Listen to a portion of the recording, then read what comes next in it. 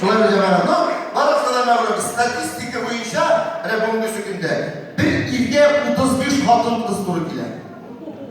Şabirsiniz bana. Mana hozir tekshirib qaraymiz. Mana cemaat har zalda illargina qo'shaba. Mana bundan üstünlükle o'tiradi. Hozir xotinlar qo'shaba. Anladınızmı? Şandınızmı? İller üzerinizde defeksit tavarikleringizga. Kızıl kitapta ekrik paramız mı kayıtlarız?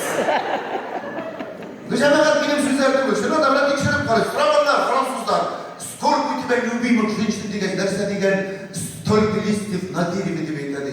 Rusdan so'rag'ach столько звезд на небе deb aytadimi? Грузинdan so'rag'ach дорогой, ты манной крупа знаешь? 7 mешков deb aytadi. Cemaat xotin qizini kuyovga chiqar oldinlar u birgina uyga xo'ja bo'lish uchun qo'y. Сразу 4 hayvonga ega bo'lirga kuyovga chiqar. Birinchisi Shilkada Norka,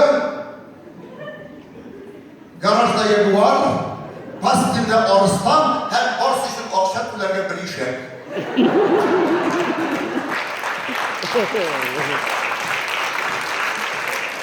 Belki bu muhabbet sözündeki iki bir harfi cemaat balalar baxtli degandan anlatırlardır. Şunda balalar baxtli olsun. Onun için de mana baxt degenden mana benim qo'shnilar cemaatime 8 balalık aile var.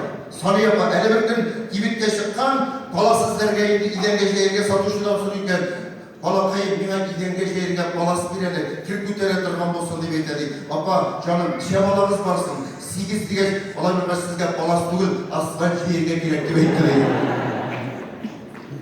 Fakramızlar binler seydesi bile. Belki muhabbet sözündeki iki bu harfi olup beylem bilen diğer namlardadır. Şu anda bizden uçuraşı bize bir beylem. Gelecekte de bunday beylemler birer kızıyla şartlanıp onun yaşarga yazar hamile.